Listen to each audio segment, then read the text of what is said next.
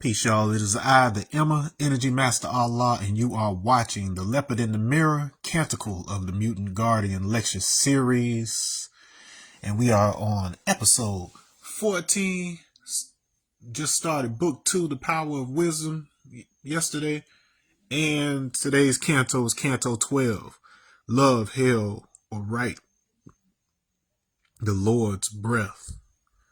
If you don't already have your book, make sure you go ahead and grab you a copy of that physical on Amazon. And as always, I am recording these live on Facebook and then uploading them onto YouTube. If you're watching on YouTube right now, make sure that you subscribe, like, leave a comment. Every little bit helps. It's my understanding you might also be able to hype the video its first week that it debuts. So go ahead and do that for your boy. All right. So without further ado, it is late where I'm at. So let me go ahead and jump into it. I'm going to read the canto, of course, and then we're going to go through it. All right. Canto 12, Love, Hell, Right, the Lord's Breath. In the hush after thunder, the king shed his crown of command and clothed himself in listening. The scepter dissolved into a tuning fork, and the throne became a heart. He was no longer ruler, but resonator, the frequency through which kingdoms remembered their pulse. Love came not as comfort, but as current, a surge of permission that unlatched every gate.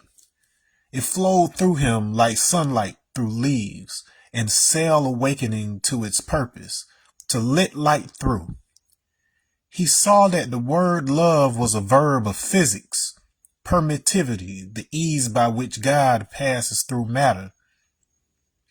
To love without condition was to offer zero resistance, to be the transparent wire of the divine.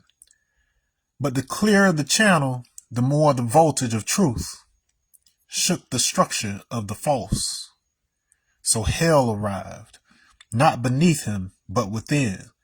A chamber of echoes where every denied voice demanded hearing. He found there not demons, but reflections, each one a fragment of love deformed by misunderstanding. They were the syllables of his own silence. He named them, and they sang. Hell became a choir, the dissonance resolving as he ceased to fight the noise.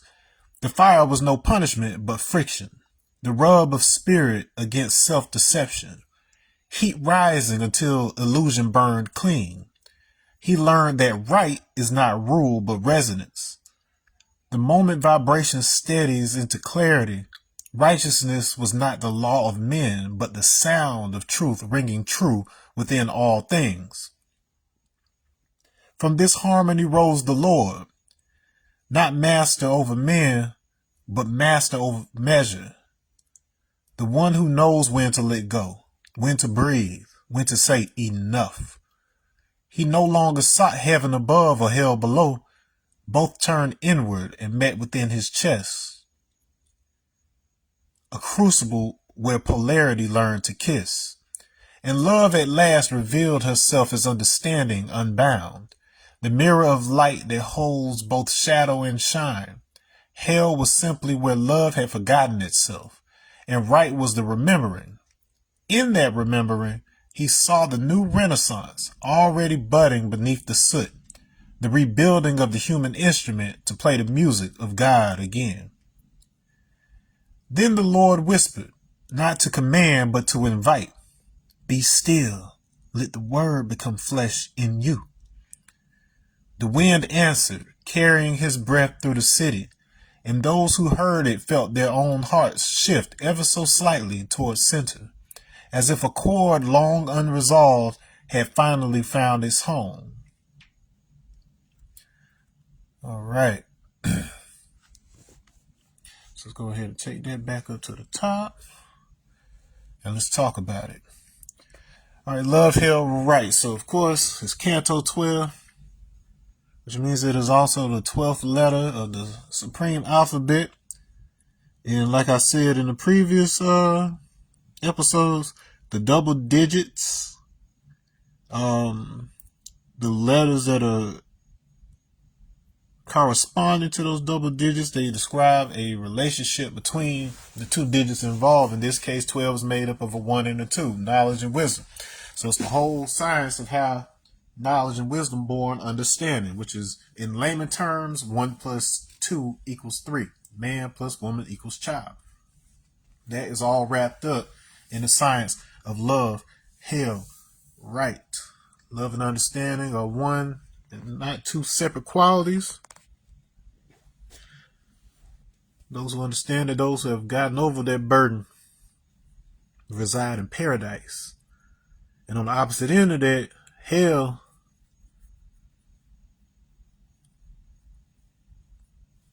God shows his love through his wisdom. So by knowledge and the wisdom, observing the ways and actions, and that reveals the hell one must go through to be right. Like Papa Wu says,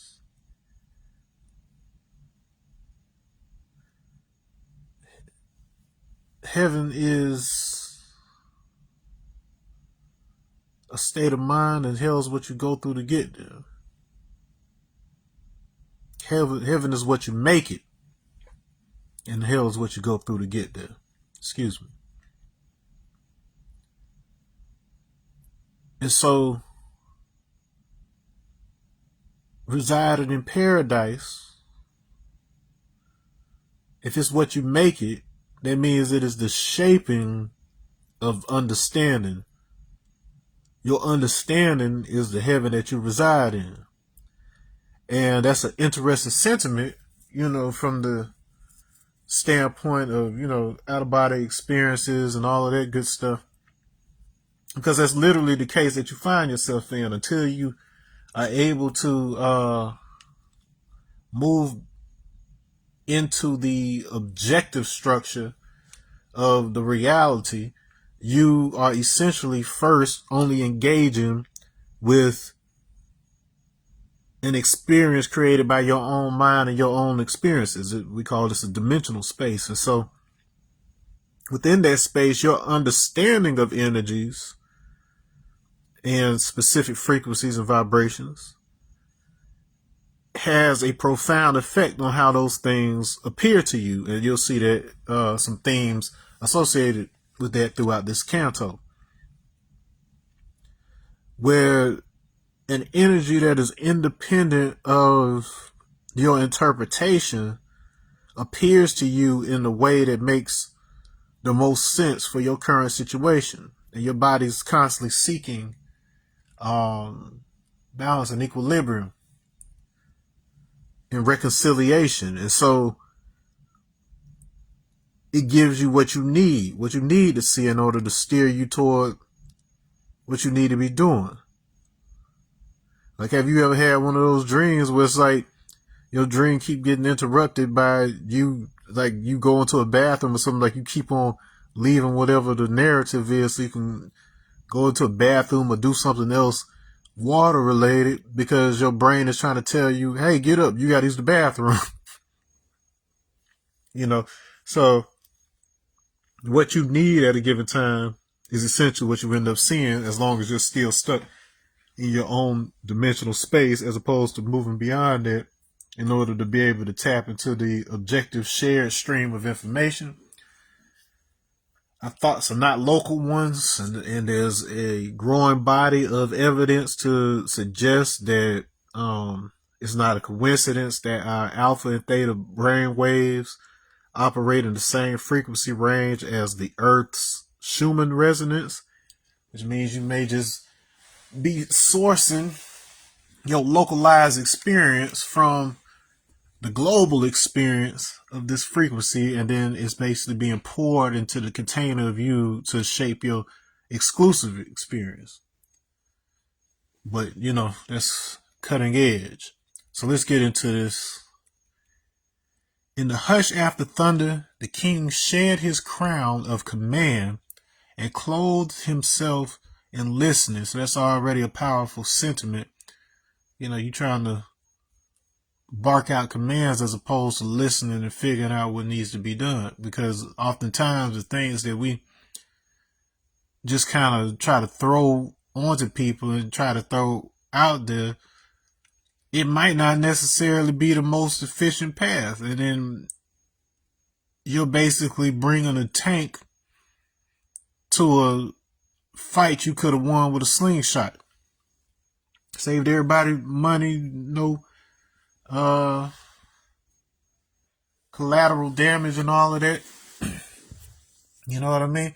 And so listening helps save you a lot of time and energy and effort if you listen for the one thing that people are actually asking for. It doesn't mean you always give people what they're asking for, but then if you listen within it, you can gain some insight into why they're asking for that thing. They're asking for the thing because they may not be completely aware of the principle that they're actually asking about. But then they are familiar with the thing that represents that principle for them in, within the extent of their available vocabulary. The scepter dissolved into a tuning fork, and the throne became a heart. He was no longer ruler, but resonator, the frequency through which kingdoms remember their pulse. So as a king, you become a reflection of your kingdom and your subjects. If your kingdom and your subjects are suffering, that's a reflection on you as a man and how you resonate, because you're the tuning fork. You're the one they're looking to as the ruler, which I distinguished as being the measure, the measuring stick. And so within this concept of resonance, it's reflection in the sense that when you become so attuned and in sync with the needs of the people, you disappear, and essentially what they see when they're looking at you is themselves. People want to be able to see themselves in a leader, and it takes a great leader in order for hundreds, thousands, millions of people to look in their direction and everybody see themselves in that person. It's not only this group of people see themselves in you. When you stripped yourself of ego, what you become is a blank portal, a blank pathway for people to see the truth of themselves. Because what they're thinking is, I'm seeing myself in you. In most cases, they're thinking it's because you're like them, as opposed to thinking of the idea that you got out of the way, and what they're really seeing is the truth of who they are, which is essentially the truth of who all of us are. So they're seeing that part of themselves, and because they're not as familiar with both themselves and what really makes us us, they're mistaking that experience for something that's exclusive to them.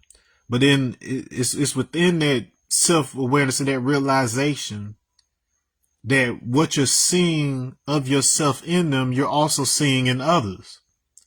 So it's not something that's exclusive to you, and that's the important difference that makes the shift happen. And it's a remembering. That's where that memory part comes in right there. Love came not as comfort, but as current, a surge of permission that unlatched every gate. It flowed through him like sunlight through leaves, each cell awakening to its purpose, to let light through. He saw that the word love was a verb of physics, permittivity, the ease by which God passes through matter. To love without condition was to offer zero resistance, to be transparent wire of the divine. That entire block right there is a metaphor for essentially electrical engineering, um, uh, semiconductors, the movement of current, the movement of charges. Vacuum permittivity is involved in that. So what allows an electrical field to form in the first place. So all of this is going to show that love is essentially operating in a similar fashion. If love is operating similar to a current,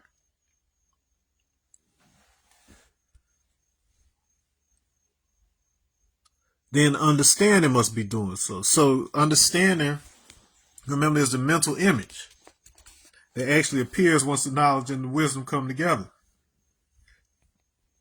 Okay, so the accumulation of knowledge, the observation, the drinking, if you will, the consumption, if you will, when that comes into contact with the expression, so we got something that is taken in and something that's going out. And so that simultaneous flow is what ends up becoming image. All right. And so if you look at the image of something as the surface, as the face of it, the emergent global expression of a thing as a result of the information contained within it and the action of living or the action of that thing. When you see that as a complete system, that's essentially what you're talking about when you're talking about the image, the understanding, the current. All right. And then that's what love is. Love is the outward manifestation of these processes going on. So it's like, so when both of them are, doing their thing together, how we sense that and perceive that as a energy, as an emotion, is love. Okay, a surge of permission that latched every gate.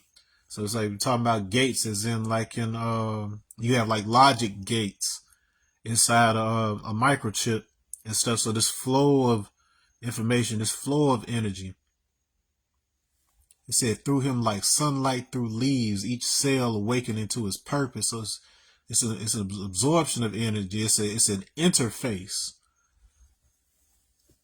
The image, the outer portion of you, the surface of you is what interfaces with incoming sunlight. And so every cell knows where to direct that incoming energy. Almost like a second form of observation besides what's happening with the eyes, but it's still taking in the information, but it's immediately transforming it in several ways. And I mean that from a literal standpoint. Your skin, if you're melanated, it acts as a transducer. It transforms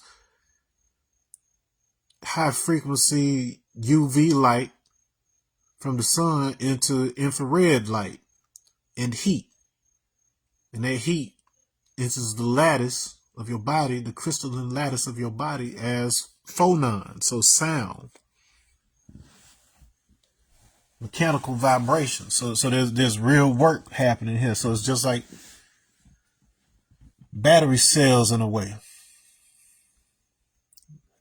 which gets into permittivity, what it lets do and what it doesn't. What allows an electric field to form in the first place so that you can have this movement of energy. The ease by which God passes through matter. God is that which is invoked, filled with voice, which can speak for itself and speaks for others, speaks the truth to those who don't know. To love without condition was to offer zero resistance. So that's a play on resistance in electrical wire. And you know this because you soon after I describe voltage here. The voltage of truth. Voltage is a pressure. It's electrical pressure. It's potential. It's that push. It's that which needs to be manifested. So it builds up a pressure to try to enter.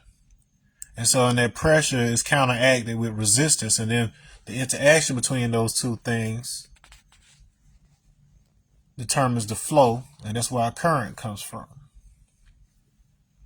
So you're a combination of something that wants to come into being and something that wants to keep it from coming into being. And so the pressure between the dynamics between those two is what presents the image of you, the manifestation that you recognize as you.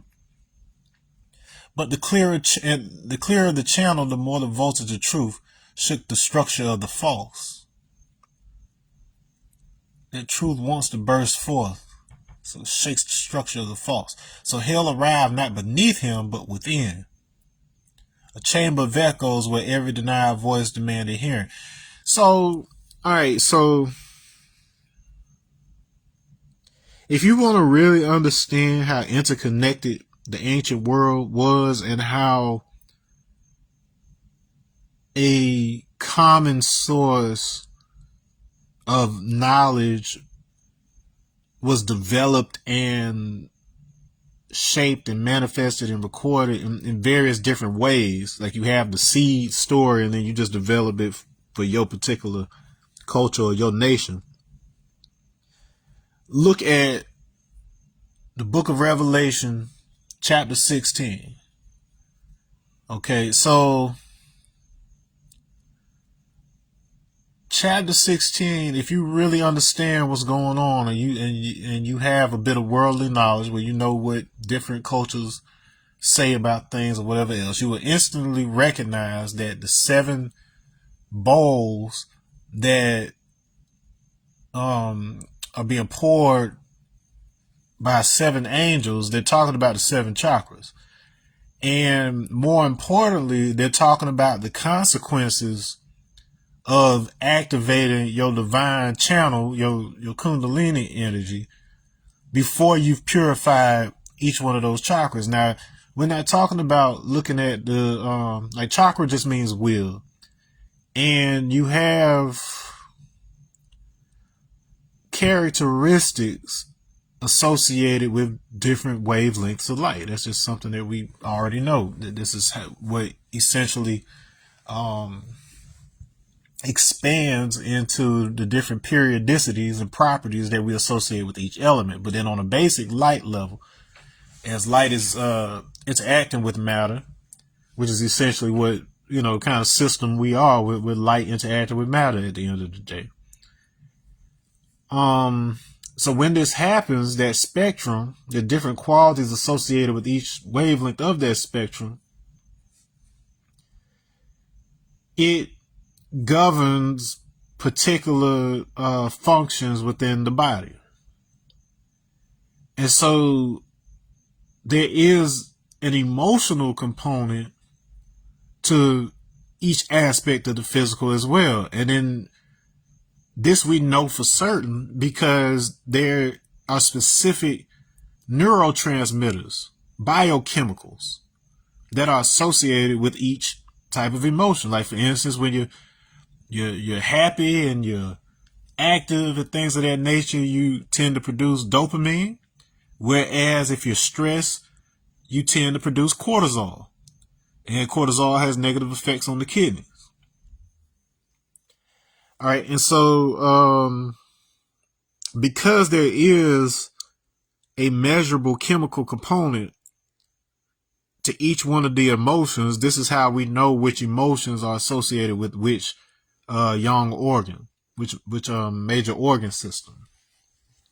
All right. So this isn't just some mystical nonsense. It's the mythologies and stuff that are used to help preserve the memory of these things or whatever may sound mystical, but at the end of the day, it's some deep science. And I don't know if they knew necessarily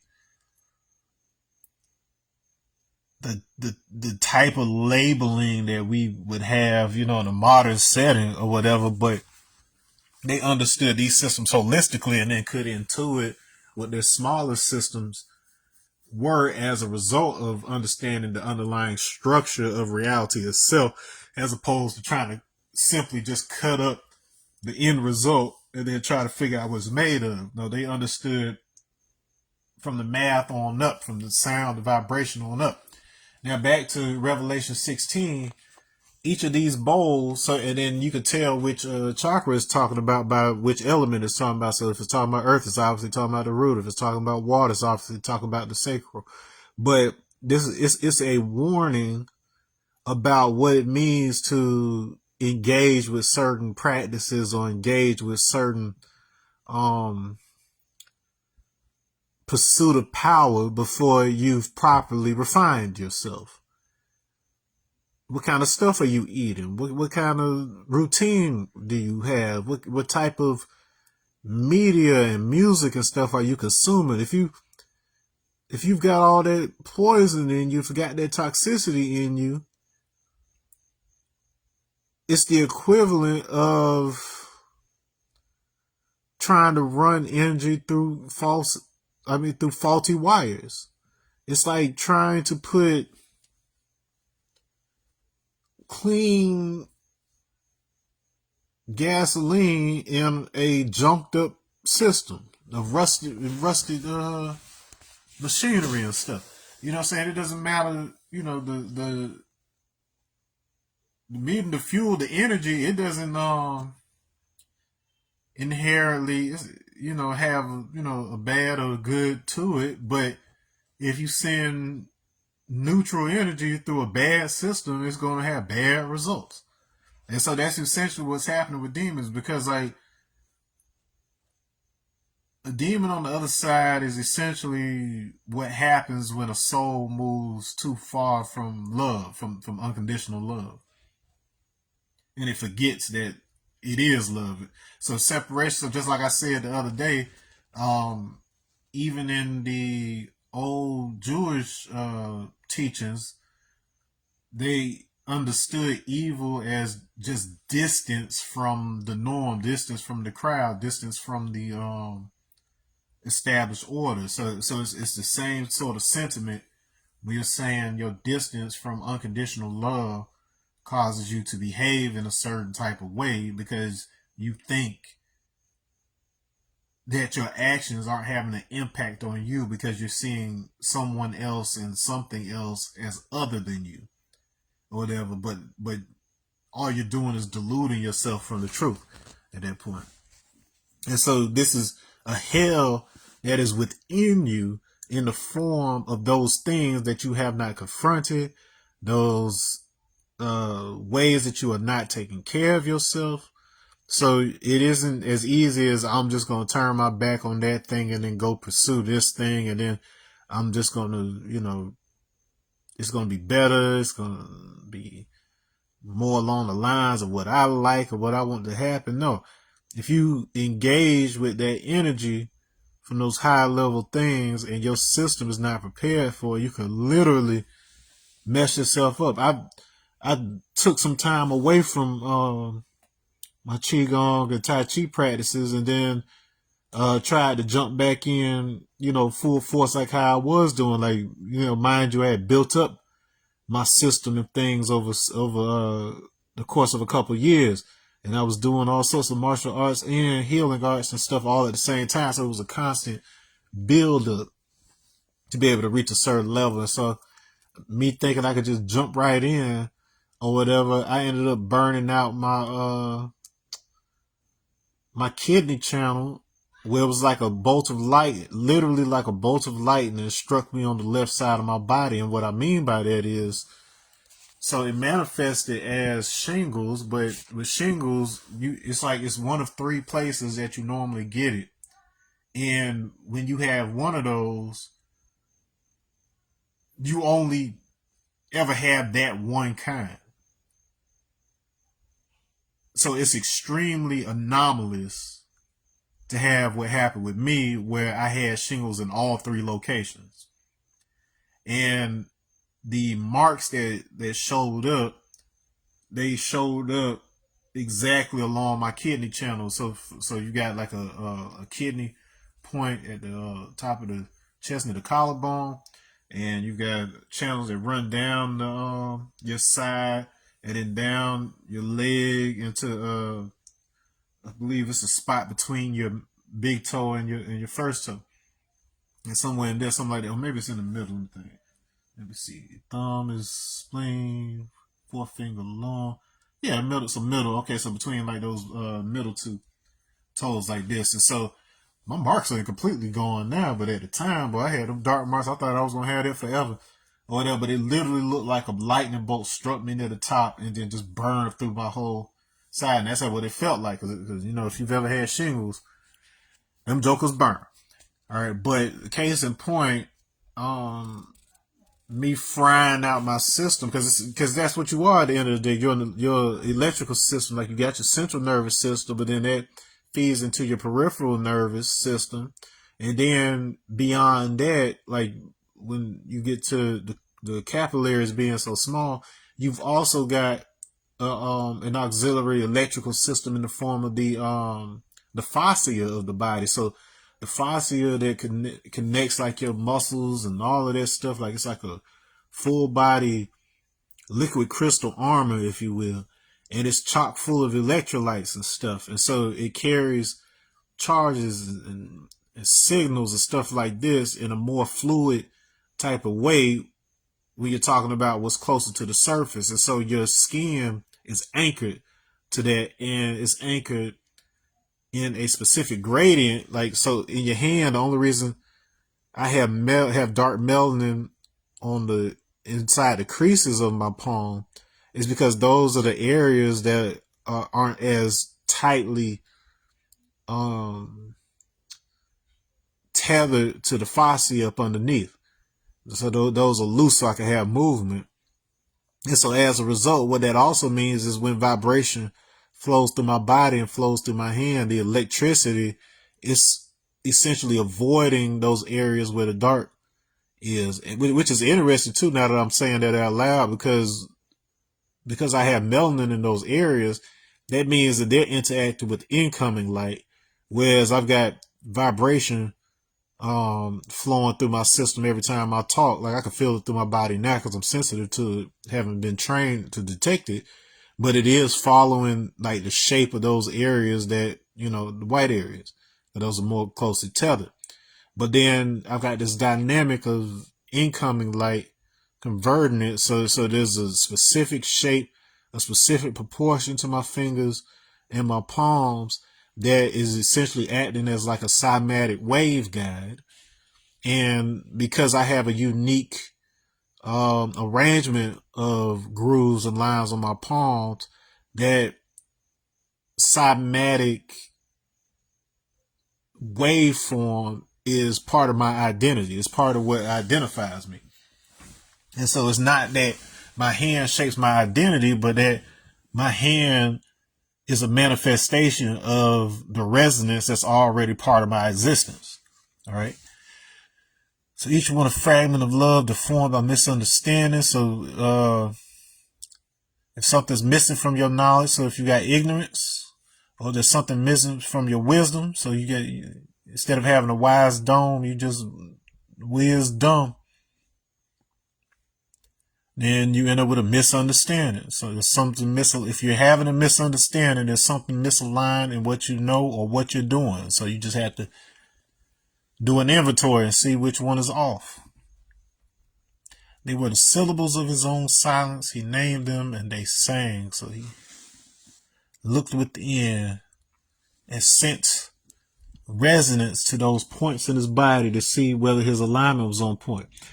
When you are properly aligned, when your spine is properly aligned, when your posture is properly aligned, when you send certain sounds through, they will resonate in very specific areas. So the chanting of Om is not supposed to be some worship, mental thing or whatever else. It is actually 3 syllables and a 4th hidden one if you're nasty, where you are directing the sound of each of those 3 syllables to make sure they are resonating in the right place. And so when they are resonating in the right place, you know your posture is correct, and you can experience how your body reacts to it happening, as opposed to, once again, it just being something in your head or whatever. You can actually see and feel the actual electrical effect of sending vibration through this piezoelectric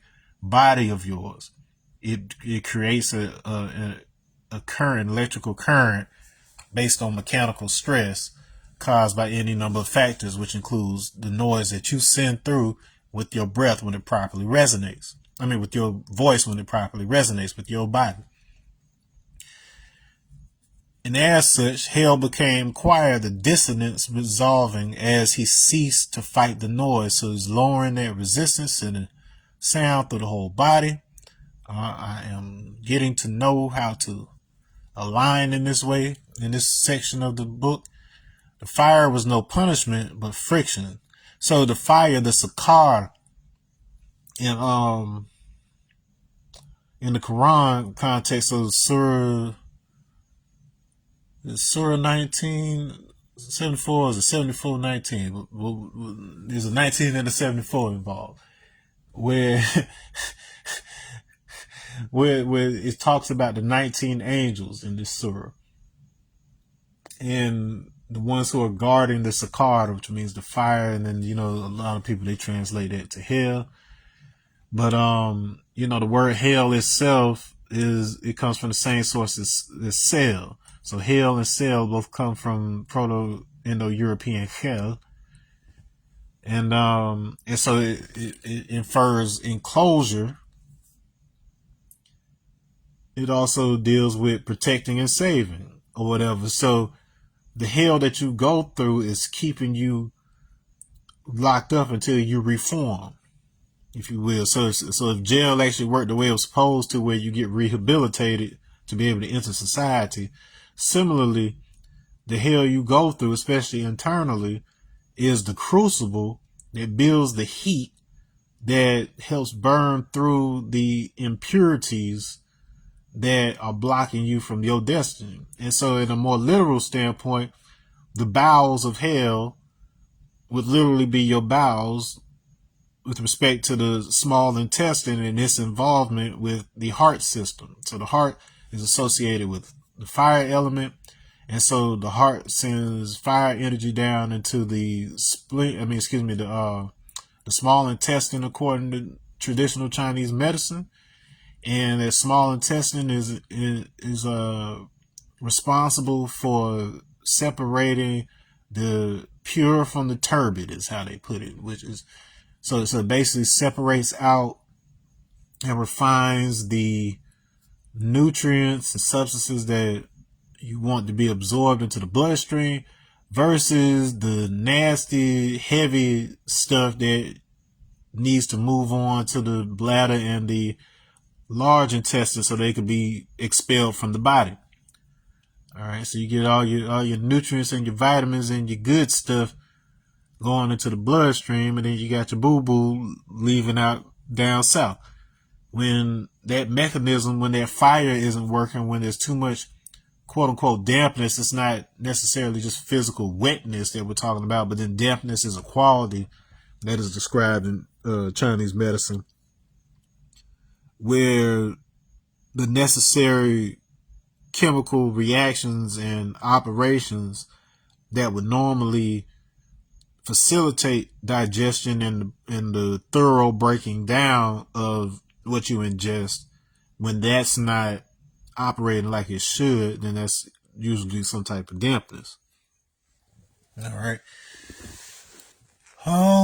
You can look at it as dampening of the proper signal. Okay. The fire was no punishment, but friction, the rub of spirit against self-deception, heat rising until illusion burned clean. It's your compass to let you know whether you're doing something right or not. If it burns, you're probably not doing it right.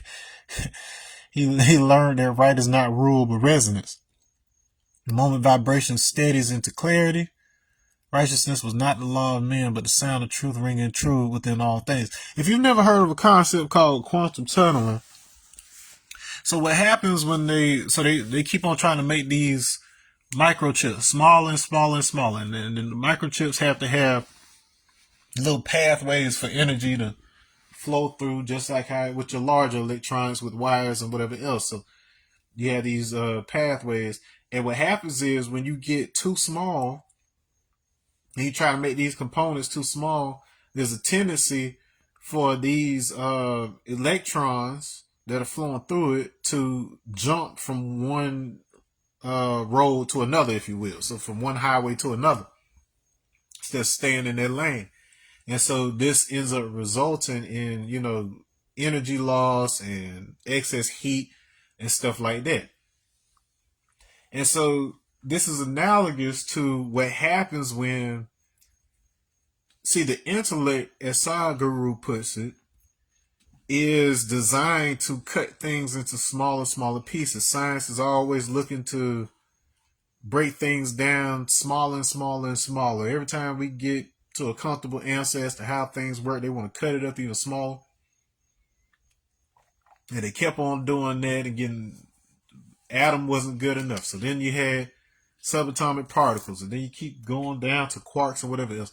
And then they found that there was a point, and this is where Planck length comes into play, where they realize after a certain point, after you got so small, things just seem to blank out of existence.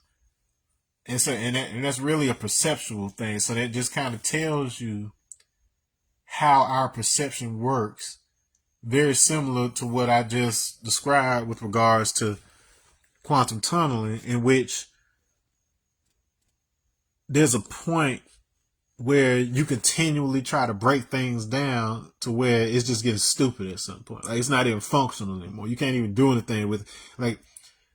Like something that if I understood it in 3 parts, I could probably, put it together a lot easier.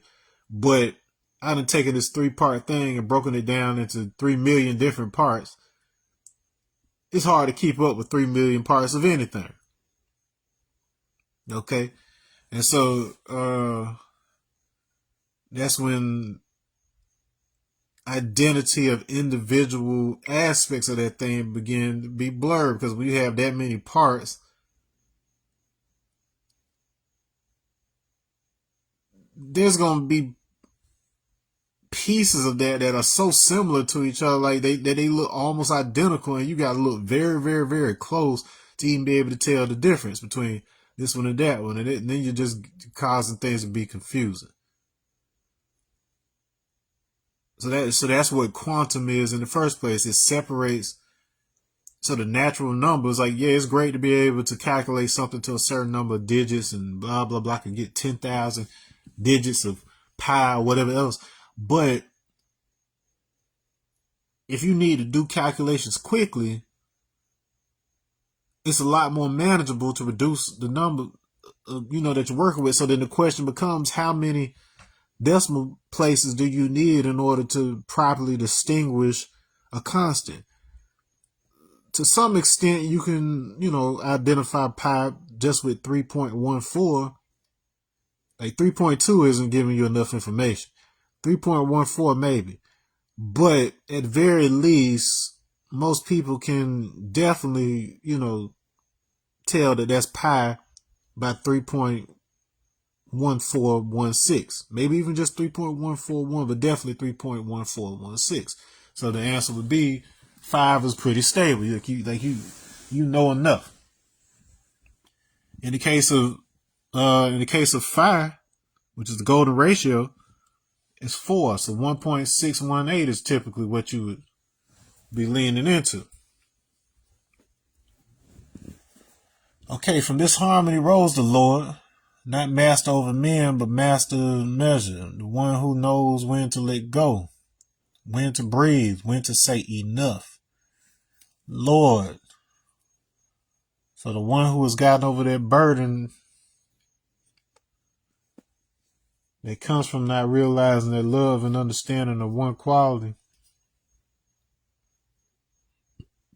is Lord. Lord is the one that resides in paradise. Now, Lord, the actual word itself comes from 2 words put together, which basically mean guardian of the loaf or protector of the loaf. And that's loaf of bread. So when they call, the man of the house the breadwinner, is largely tied into that same etymology. The protector of the loaf, the one who makes sure that we get fed. And so this is one who resides in paradise. And because that is his state of being, they become the intermediary for finding that same quality within ourselves.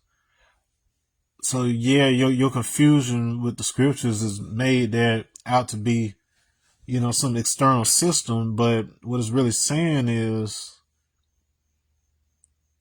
when a man achieves that quality, they become a conduit for that energy through resonance, such that by you matching his, the way he moves, matching his resonance, you too become a conduit for that energy independently. You don't need to rely on him. You're already a terminal at that point. He no longer sought heaven above or hell below, but turned inward and met within his chest a crucible with polarity learned to kiss. So these two things coming together in order to refine and help put what needs to go where it needs to go. And love at last revealed herself as understanding unbound, the mirror of light that holds both shadow and shine. If light is shining on you, you are also casting a shadow. And you don't favor one over the other. Both are doing what that's not saying that I just accept all things or whatever else, but what I'm saying is when things are purely what they truly are, they're as subtle as light and shadow. No meaning inherent. It's just this is what light does, that's what the shadow does as a result. Hell was simply where love had forgotten itself, and right was the remembering. The right to be righteous is to be aligned, so simply remembering that what you forgot, that you're part of that whole, that you are unconditional love at the end of the day. And that remembering, he saw the new renaissance. You keep hearing me talk about the new renaissance. This is the shift in how we do things, already budding beneath the soot, the ashes of the former self, the rebuilding of the human instrument, resurrection in the last canto, to play the music of God again, that which is invoked, that which is purified or libated, poured, like those bowls, the angels in Revelation 16. Spirit inhabiting a mound is part of the official definition of God. So remember, spirit is breath. That oscillation, that circulation. Your place that once breath leaves, it can't return. Then the Lord whispered, not to command, but to invite, be still and let the word become flesh in you. So this is cymatic. It's not simply words as an abstract, heady thing. We're talking about actual vibration. We're talking about an actual set of chemical reactions that your brain has to recreate relative to its neural mapping in order to move the tongue, in order to move in sequence with your thoughts as you speak. So there's a whole lot of things happening at light speed, rapid, fast interactions that are happening in order for me to talk to you right now in real time. There's an actual physical component to your words within you, between the vibration itself moving through the lattice of your body and that chemical aspect I just described. That's where it becomes flesh within you. So you do have to be mindful of what you say.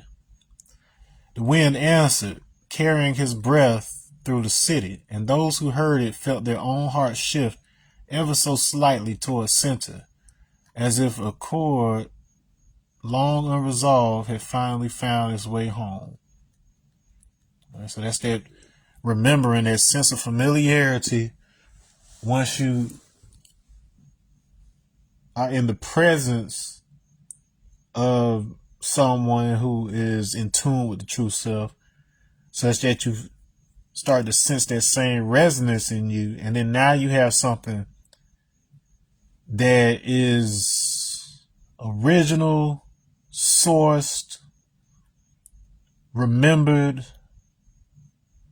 the quality of you that is infinite, the energy of you, because energy is neither created nor destroyed, only transformed. So sometimes we forget from transformation to transformation. So we have to identify what's that thing that stays constant regardless of what I transform into or which stage I transition into. What will remain the same? What part of me continues to exist even after this body dies? If matter, well, yeah, you have conservation of matter too. Yeah, matter is neither created nor destroyed either. It's just transformed. But energy, of course, conservation of energy. So you have to figure out what part of you has continuity and which part doesn't. And then you'll know which one of those gardens that you need to cultivate in order to overcome some of the limitations that we've accepted as inevitable in our ignorance in the West. All right. But on that note, tomorrow we'll be getting into Canto 13, which deals with Master, 13th letter. And until then, if you haven't subscribed yet, go ahead and do that. Like this video, share this video, hype it if it's still available to you. And I'll see you in the next one. Make sure you grab that book, Leopard in the Mirror, Canticle of the Mutant Guardian, available on Amazon. And I'll see you in the next one. Peace.